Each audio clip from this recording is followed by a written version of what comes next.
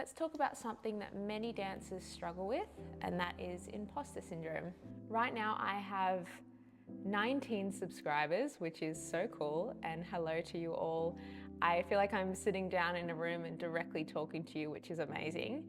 I wanted to have this chat about imposter syndrome and self-doubt today because it has been on my mind recently. I have returned to dance after a long break, and this is something that I have been struggling with a lot. And I realized that this is something that I've struggled with pretty much all of my life, whether it's been in ballet training, in professional environments. I have experienced it when I decided to leave dance and go to uni. I'm now experiencing it posting this video. I'm experiencing it starting my own business.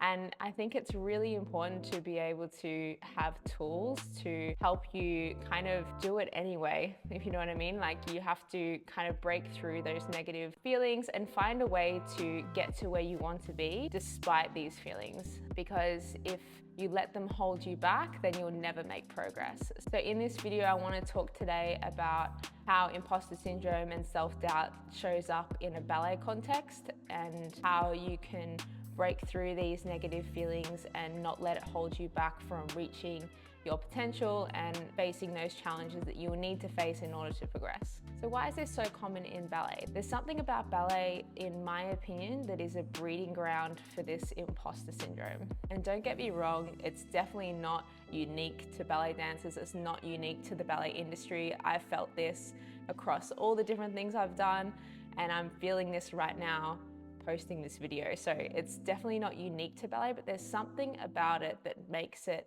particularly bad in a ballet world, I find, compared to my experiences in other industries. There's something about being in a room full of dancers, especially if you don't know anyone in the room, nobody's talking to each other, maybe you have a really strict teacher that only says negative things about you, which is so common, unfortunately. You know, there's mirrors everywhere, and there can be an environment of comparison where you see someone's leg goes higher than yours, or maybe they did an extra pirouette, maybe they can jump higher than you, whatever it may be. It can be very easy to fall into that trap of comparison. It's quite common to walk into a ballet class and feel like that you are not at that level, you don't deserve to be there. Maybe if you're someone who is an adult dancer and you're going to a class that is full of people who've trained when they were younger, or maybe you're someone who has recently got into some professional environment, whether that's a school or company, and maybe you feel like that you're not at the same level as everyone else. So this feeling of being in a class or an environment where you feel like you're not good enough to be there, you feel like you don't have the skills or the knowledge to be valuable in the room, this becomes a really big problem for your progression if it gets left unchecked and you don't have the tools to be able to move past it. So the ways that it tends to show up in class is things like never going to the front of the room. So always hanging out the back of the bar, you're hanging out at the back of the class. It could be not signing up for workshops or master classes that you could really benefit from. It could be always staying in a lower level, which can also be a problem. And the worst way that this shows up is by not experimenting in the class. It is an essential and necessary part of ballet progression to experiment in the class. And part of that equation is failing in front of people. Part of that equation is falling out of your pirouettes, not quite making that jump, trying to execute a really hard step and have it look a little bit funky. You know, all these things are part of the equation of progression. Any professional dancer or advanced dancer that's watching this video will back me up in saying this, that experimentation is part of the process. How many times have professional dancers fallen out of their single pirouettes hundreds of times before they land one correctly?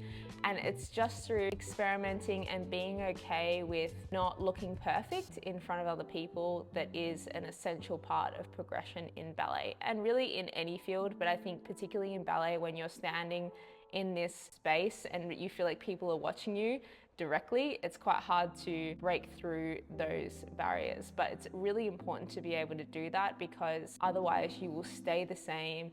You'll never be able to move beyond the basics, because part of learning advanced movements is working out what works best for you. And the only way you can do that is by trying lots of different things.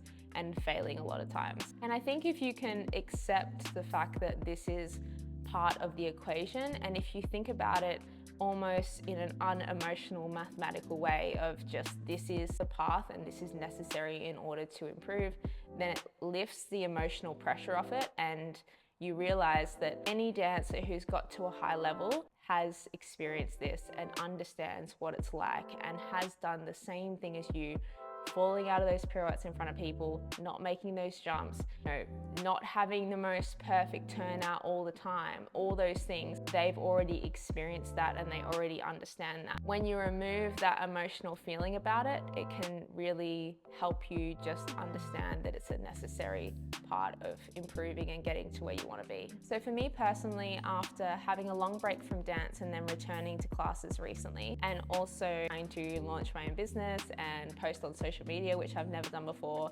all these emotions are really coming up for me right now, and it's about finding a way to work through it anyway, even though those emotions exist. So these are some tips that may help you and some things that I'm thinking about right now.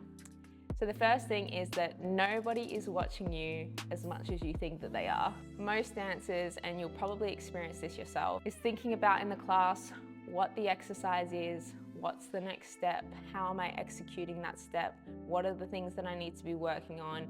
These are all the dominant thoughts in your brain as a dancer in a ballet class. It is not going to be, what is that person doing? Oh my God, they don't have extensions up to their face. Like, no one is actually thinking that in a ballet class. I'm certainly not. I have to think about what's coming next, So no one is watching you as much as you think that they are. The second thing that may help you is just understanding that, especially if you're an adult beginner, everyone has started the same way. You might look at someone who is a professional or a very advanced dancer. They've probably trained, I probably didn't get decent in ballet until I was like, when I say decent, I just mean like able to do some stuff. I was probably 15 or 16 and I had started when I was like 2 or 3. So, it was like over 10 years before I started to look not just super awkward. So everyone starts the same way, and there's some comfort in knowing that no matter where you are on the journey, if there are people ahead of you in the class, they have been on the same path as you. They have been where you have been. I've had so many times in different stages of my training where I was for sure at the bottom of the class. And it's tough and it's hard to persevere, but those are the times where you actually grow the most as dancers. So try and go in with that positive mindset of, this is an opportunity for me to grow, this is an opportunity for me to be around people that are better than me, and then you'll be better for it in the long run anyway. A third mindset shift that might help you is just understanding that you don't need to earn your spot in the ballet class. Just showing up is more than enough. Everyone is there to improve, everyone is there to get something out of the class, no matter what stage they're at. So you don't need to earn your spot to be there. Showing up shows the intent for improvement. It can be hard if you have a teacher that doesn't correct everyone and has favorites, which is unfortunately really common in ballet, is the teachers can just gravitate towards the people that they know or the people that are at the top of the class or their favorites or whatever. So it can be tricky if that's the scenario where you feel like that you are getting lost at the back of the class, or you're not getting the attention that everyone deserves to have when they show up for a ballet class. Just be extremely proactive, and if you have an opportunity to find a different teacher or find a new studio where you do get that attention, then that's going to be better in the long run anyway. I think that every dancer who shows up for a ballet class deserves to get corrections, deserves to get attention, and it can be hard if you're in a situation where you don't have any other options, but I think if you can find a teacher that's invested in your progression, then that's the best case scenario. And the final thing that has really helped me is just really understanding that the outcome is way more important than whatever discomfort I'm feeling in that moment. It's way more important for me to become a better dancer than to worry about what other people are thinking. It's way more important for me to film and post this video than any discomfort that I may feel from being on camera or listening to my own voice. So if you can kind of lean into that and also understand that these feelings may never go away. In my experience, they have never gone away. Even when I got to a professional level, they never went away. The goalpost kind of just kept moving away from me as I was progressing.